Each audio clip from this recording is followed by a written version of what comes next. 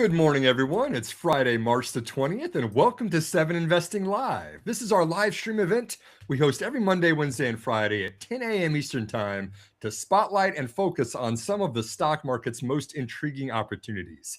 My name is Simon Erickson. I'm the founder of 7 Investing. I'm joined by our executive producer, Heather Horton. And Heather, we started talking about even doing this show a couple of months ago. We're now 3 months in. And when I say innovative or cool technologies that we're going to showcase, we've done quite a few over the last 3 months. I think we've had a lot of fun during the show the last couple of months here. Yeah, I think we really have. And we really have. I was going through our old shows and it's like, we have hit some pretty wild technologies. We have, and today's show is going to be about breakthrough technologies, right? What's the cutting edge? What's coming up in the next 3 to 5 years? But before we jump into that, maybe it's kind of neat to review a little bit of what we have talked about here, kind of setting the scene, right? Because we've hit on a lot of topics. I was kind of debating, what was going to be the topic of conversation here for March and April. And I said, well, shoot, why don't we just do a little bit of everything? Let's talk about breakthrough technologies. But maybe if I can put you on the spot a little bit before we jump into those. You've been here for all the shows. You've seen some great guests we've had. You've seen some real cool topics we've talked about. Is there maybe one or two of our previous shows that you really enjoyed, Heather? I have enjoyed all of them. I loved our show AI Seeing Eyes, made by Ouster with Emmett Savage. That one was so good. Oh my goodness, what date was that? Oh, yeah, that had to be early That March, right? was Maybe late February, yeah? Oh no, yeah, that one was back in January. Which that one was so interesting. I absolutely love that one. February. Yeah, that one was back in January. Oh, yeah, Found okay. it January 30th.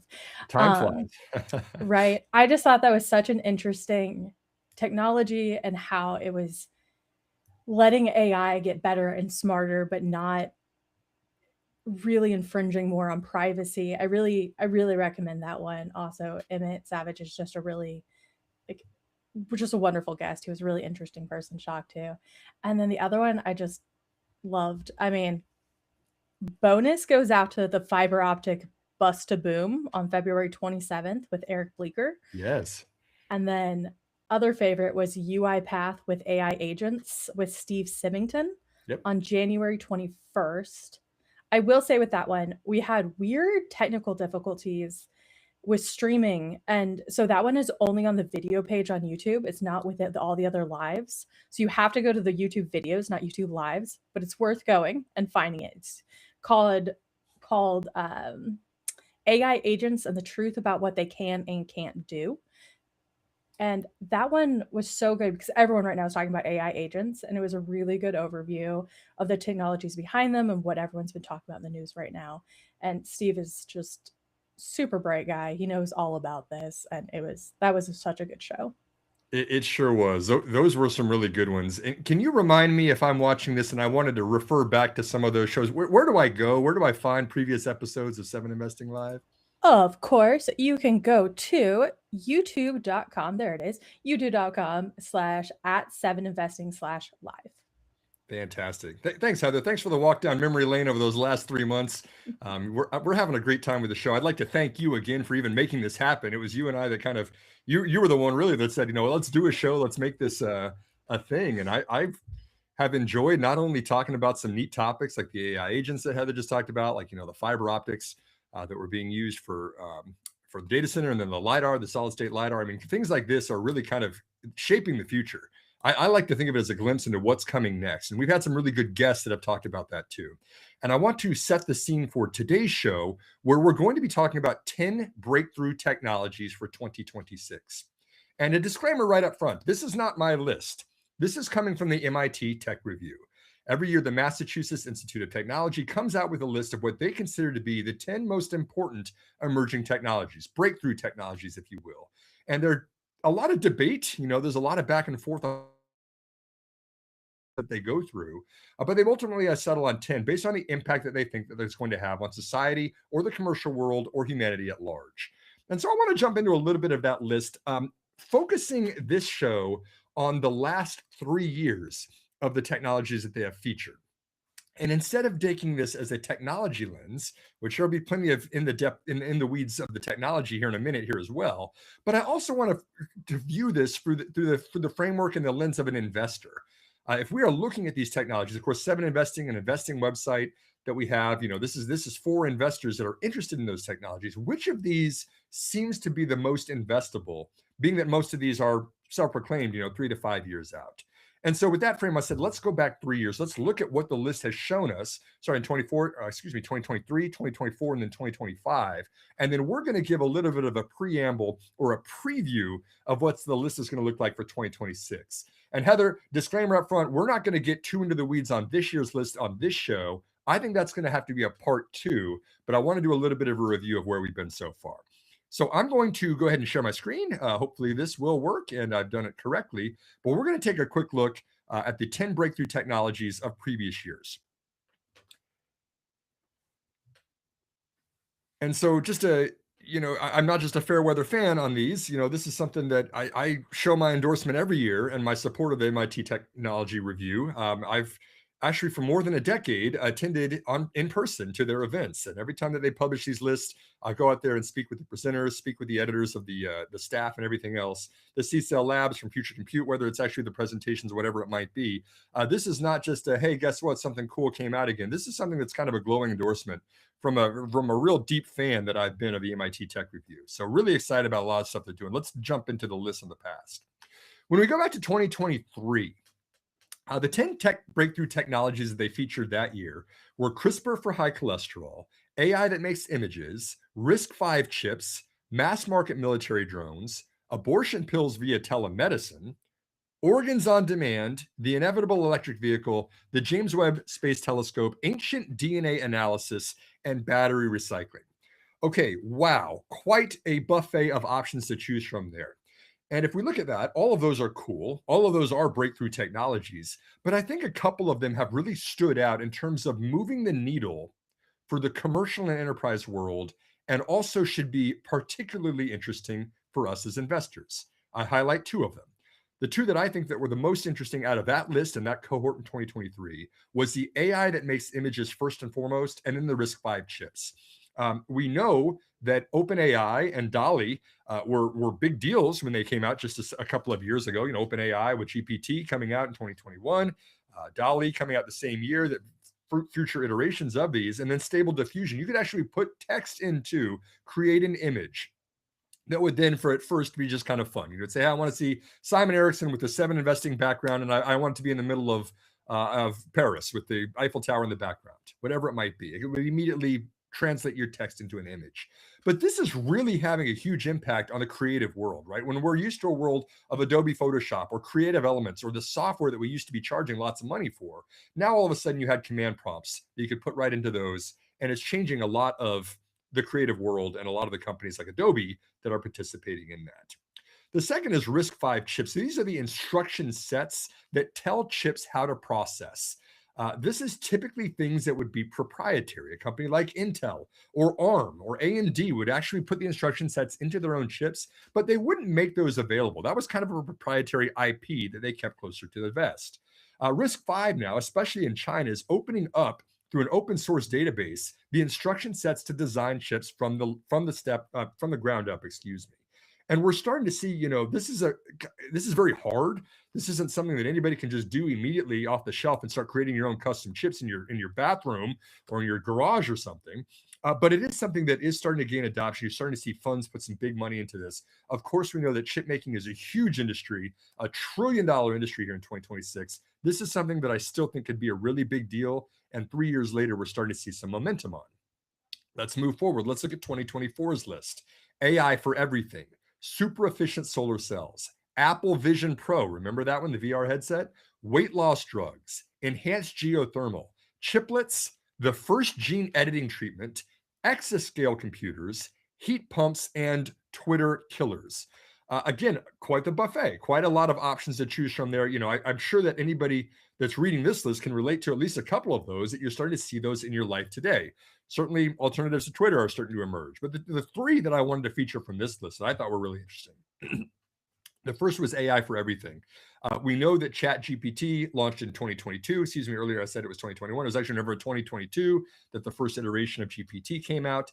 It has now gone beyond just a text prompt that we were using for free to ask simple questions for. You are now actually having AI do coding. You are actually having it used for enterprise applications. Salesforce is developing Agentforce to replace entire functions. We are starting to truly see AI for everything catch on. And that's part of the investment thesis of a lot of these large enterprise platforms, Salesforce being one, Microsoft being another. The second that I really wanted to highlight from this list that I think is very impactful for investors is weight loss drugs. Anyone who followed our show just this past week saw us, Heather and I, talking about the feud that's going on between the frenemies of Novo Nordisk and Hims and Hers. Right, Novo's compound, semaglutide, is now in an oral pill format for Wegovy for weight loss.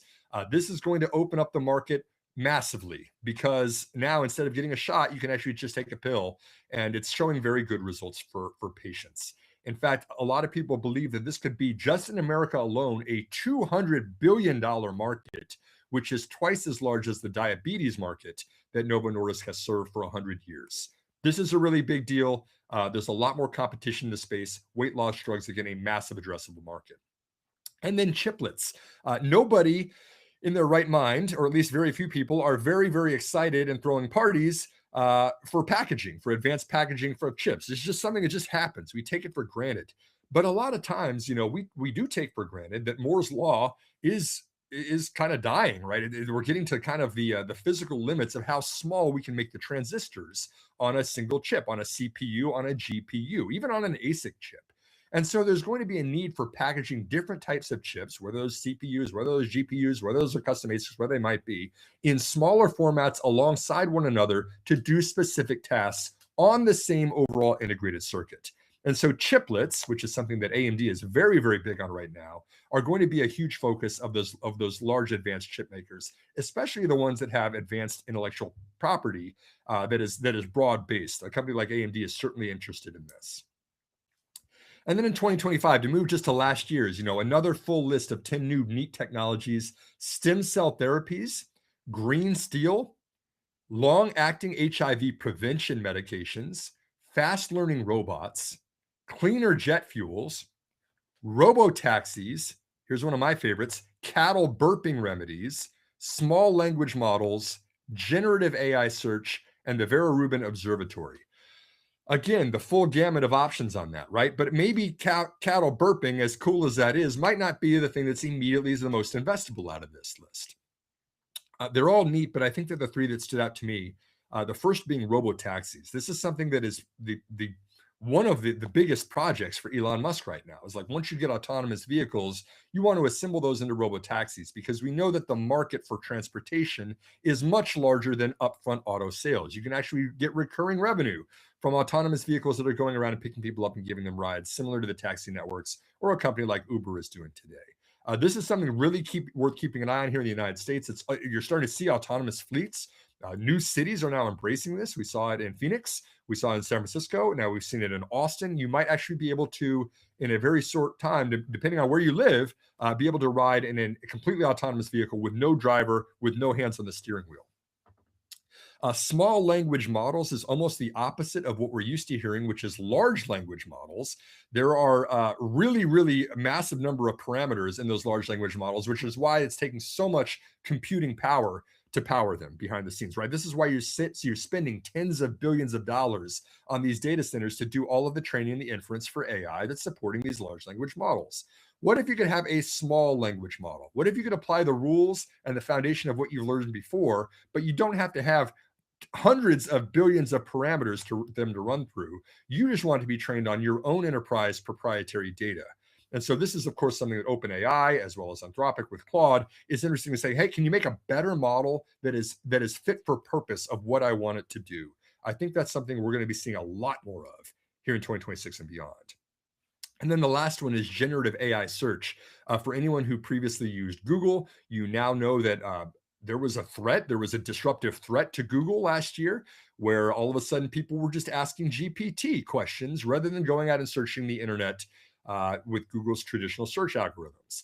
That was something that Google responded to very, very well with Gemini. Several different iterations of Gemini out there where you've got right in your web browser now, where you can ask Gemini a question. It will answer you directly, but then it'll also give the supporting websites that it pulled the answers from. I think it responded very well to this. I think that we're not done in the end of how generative AI search is going to be playing out. Keeping in mind that about a third of all of digital advertising spend right now is through search advertising. Google made a monopoly. They made a ton of money off of this. They're going to have to keep responding now that there's new competitive threats in the water.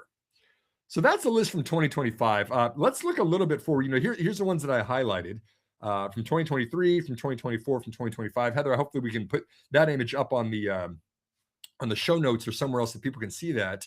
But I do want to look forward and say, what does the list look like for 2026? Rather than showing that on a slide, let's jump right into the website itself. This is a live demonstration. Of course, the disclaimer, I never 100% know how a live demonstration is going to go, but I'm going to go ahead and share my screen directly from the website of the MIT Tech Review. We're going to look at the breakthrough list here in 2026. And again, I'm not going to go too deep on any of these.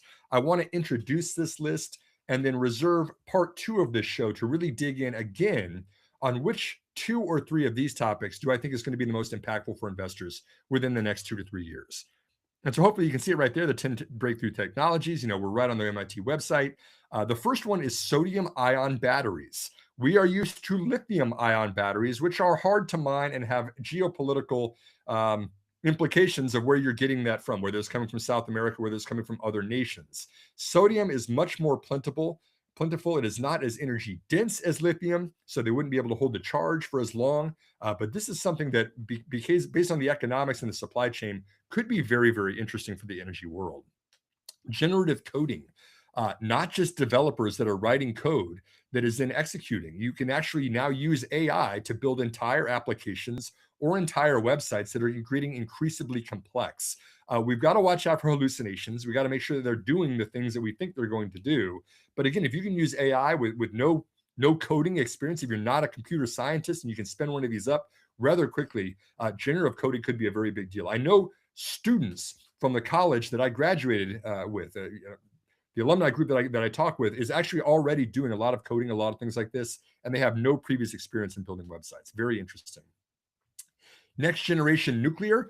Again, we know that several decades have gone by since we built our last American nuclear power plants. They were down in Georgia. They're absolutely massive.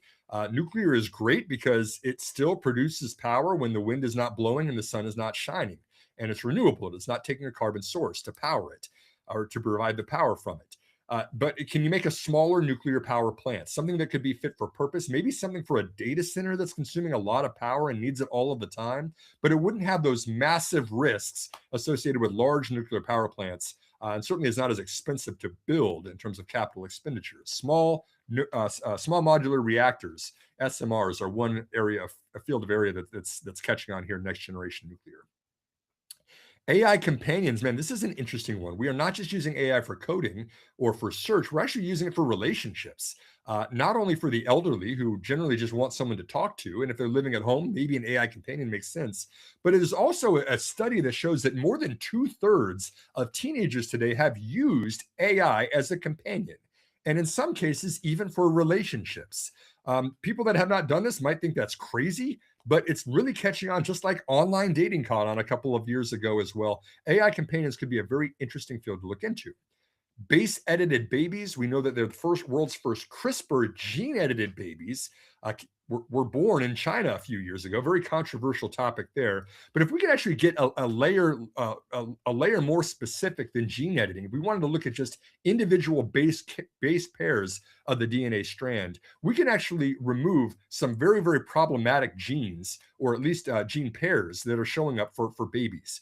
Kind of the first wave of gene editing was for individual genes, and now we're kind of getting into even deeper into that. Can you actually edit out just very, very small anomalies in the genetic code that could prevent a lot of serious conditions later on? Keeping the theme for genes, gene resurrection, there was actually an Arctic wolf that had DNA coded in programmatically into the DNA code of it that was from one of its ancestors from several generations in the past. There's ideas that maybe you could actually learn from the DNA code of extinct or at least long time ago animals or plants or crops that can make them more immune to climate change. Gene resurrection is a hot topic right now. And then the last few mechanistic interpretability, easier for anyone else other than me to say. Basically, can you get inside the black box that is a large language model of Anthropic Claude and realize, why is it hallucinating sometimes? What is going on in the black box in the interim? Why are things not always turning out the AI searches that you want to? There's research techniques that are now actually giving a glimpse of what's going on within those large language models and how they're working. A couple more, 3 more to go. The commercial space stations. This is kind of neat. Space tourism. We talked about Virgin Galactic a couple of years ago. Could you take a ride into outer space, and how much would that cost? What if you didn't want to do a launch every time? What if you could put up something that's like a tourist international space station hotel that you go visit for a week for $10 million? This is now actively being discussed. It's really kind of neat to see these modules and make them more from a tourist perspective rather than just a scientific perspective. Embryo scoring, we've seen polygenic risk scores in years past, which could assess, how likely would a soon-to-be-born baby be at developing a condition, whether that's Down syndrome or something like sickle cell that's a single gene, or if that's something that's an interaction between genes, it's a little bit harder to predict, like a polygenic risk score. Now we're seeing embryo scoring for even more complex things, not just height and weight and physical traits, but even things like intelligence. And then the other question is, do you want to know that? Is that getting a little bit too invasive to determine before a baby is even born on some of these traits? But there is a way to look into the genetic code and find out some things we weren't able to find out before. And then the last one, hyperscale AI data centers. This is one, Heather, we just talked about how large these data centers are getting, how complex all of the networking is getting, not just externally outside of the data center, but even within the traffic of the data center itself, the switching, the networking, all of the things that are going on. These are consuming a ton of power, and hyperscale AI data centers are extremely complex. We talked about a company like Broadcom and how specialized a lot of their intellectual property is just for sending traffic in and out of a data center. So I'm going to stop sharing at that point. Maybe I will show the list in the background as we open this up into a conversation of just all the neat things that are going on out there. There is, any given year, a lot more than 10 breakthrough technologies, but I think this is a good start to just see, what is going on out there. We talk a lot about the publicly traded companies, about the companies that have stocks that are going up or down every day. But then it's also neat to kind of take a step back and look, what is 3 years out there that maybe we want to start getting interested in, or maybe even start investing in some IPOs or even private investments if you're interested in that as well. Here's 10 technologies that are on the list for 2026. And I'm going to stop myself there because I've been babbling for quite a while. Heather, tell me if there's any of these that you're interested in or that jumps off the page for you here for 2026's list. I mean, first, just looking at the past lists and seeing, especially the 2024 list, and seeing how many of those are now completely everyday things. And it's just like, that's really interesting to see. I mean, 2023 as well, but like, Absolutely. if you just look at 2024, that's just our lives so very much now. And so looking at this list, it feels there's a lot of feels of like, oh, that's what's coming. And it's very exciting and very good things. Overall, I think there's the multiple gene editing, like baby gene editing, embryo scoring is very fascinating. And there's definitely a lot there of like class privilege and problems, but also the idea of like preventing suffering, which is beautiful. Like, if you could help children and then adults live much better lives by, saving when they're children before they're even born, would just be a great thing. I think I'm most excited about next gen nuclear. I think the small reactors that they're looking for AI are really interesting. It's something I've already looked into quite a bit. And when people hear nuclear, it's very scary, and they are quite a bit safer. I am not a nuclear engineer, but from what I've read, they are significantly safer than the massive plants. And it does seem really scary to have like neighborhood power plants. But the way we are consuming power, what we're doing isn't working. And I think a mixture of green energy methods, but nuclear can be very clean and very like a very good power source. And so that's one that I've definitely been researching and really interested in. The AI companions is just so wild, and I love it because I think there are so many people in this world who just need a friend, and Yeah. I'm okay with it. Yes. And I mean, I don't know if you talk to AI as like about like, I had a really hard day and this happened and it was really disappointing. And AI is like, that has to be really hard. And I use Claude, not ChatGPT, and borderline therapy with Claude. And it's so useful and good just to have like someone to talk to all the time that's there. And so I could see it developing further for people. Um, I'm sure there's people who have a lot of opinions on that, and it does feel very strange to me, but I'm sure online dating felt strange to people as well. I will So, put in a plug on that one to my friend. It's too perfect of a setup for this to plug Persephone.ai. My friend Ashley, who set up an AI for people that have gone through trauma and really tough times and need someone to talk to, just like you just said, Heather. You know, yeah. sometimes that's hard for people to talk about, even with other people, unless it's the Mhm, right context. But you know, if you can have an AI that's kind of giving you some advice, and you've got to put bumpers, right? We've mhm. heard stories about kind of AI kind of saying things that it shouldn't say. You got to make sure that that's taken care of. But I mean, what better use of AI to help humanity than something like that? I totally agree. Companionship, big deal. Exactly. And you know, AI is really good at telling you the the base things that like have you sat down and taken a couple deep breaths? Like the things you know, but when you're having like an anxiety attack, it's great at telling you like do your do your special breathing, do some grounding techniques. Like it can do that. Anyone can do that, but the fact that it's there and telling you to do that and it's not using up a human's time can be really useful. I'm sure a lot of people would be really uncomfortable with that, but I think that that is a really powerful possibility of AI going forward is healthcare in lots of forms where people just don't have access. Um, I don't Yeah, the mechanistic interpretability, that's not just you, that's horrible. I had a tough Uh, time with that one myself. They needed a better tagline, I think, for that one.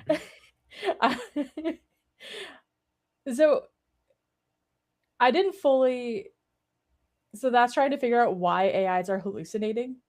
What's going on within the models? When you ask it a question, how does it come up with the answer that it gives you? And is that the right answer? And so Claude and Anthropic and all the companies doing these are actually, believe it or not, using AI to interpret the AI to make the AI even better in the long run, Okay. is what I think that means. Okay, that's interesting. I mean, Mechanistic interpret. I still can't get it. Mechanistic interpretability. One day. interpretability. I'll leave it at that. I think it's an Uh, interesting list. I mean, this is some really cool stuff. We're going to blend this in a couple of different ways over the next month. You know, we've got the shows coming up for April. We just presented the last couple of lists here today. We're gonna follow up on the next show on that breakthrough technologies of 2026. But on top of that, I'm going to layer another layer, which is going to be bringing up some of the emerging technologies mentioned at South by Southwest, which I've been following a lot of the keynotes and presentations from that here recently, layering another layer on top of that with the hype cycle, the Gartner hype cycle, to make sure we're not getting into something just as it's at peak expectations. And then also looking at the Boston Consulting Group's value creation index. How do companies find really neat technologies in a computer lab in Stanford that maps out the internet and the relationships between websites? Bring that, attract venture capitalists and build a business out of it, and then make that business worth hundreds of billions and now trillions of dollars as Google and Alphabet has done. Remember, all of that started with an academic project out of Stanford Labs. That's what we're trying to find here. We're trying to find the next big thing, and it starts with research like this. So I'm excited, Heather. I think this is cool stuff. This is probably the stuff I get the most jazzed about when it comes to researching stocks. It starts early on. We're going to be featuring a lot of that here, not only in the end of March, but also coming up in April. So stay tuned. 7investing youtube.com/@7investing/live. There's the link if you want to check out any of those previous shows that we talked about the last 3 months. But man, we've got a pretty good lineup coming up here for the rest of March and April as well. Any final thoughts, Heather, before we kind of adjourn for today's episode? I think it's going to be an exciting year with a lot of really cool technologies coming down, and I'm excited for it. I am as well. I hope that everyone had a wonderful spring break. I hope that you're going to get some sleep if you've been around kids 24/7 for the last couple of days. And we will see you again on Monday. Have a great weekend.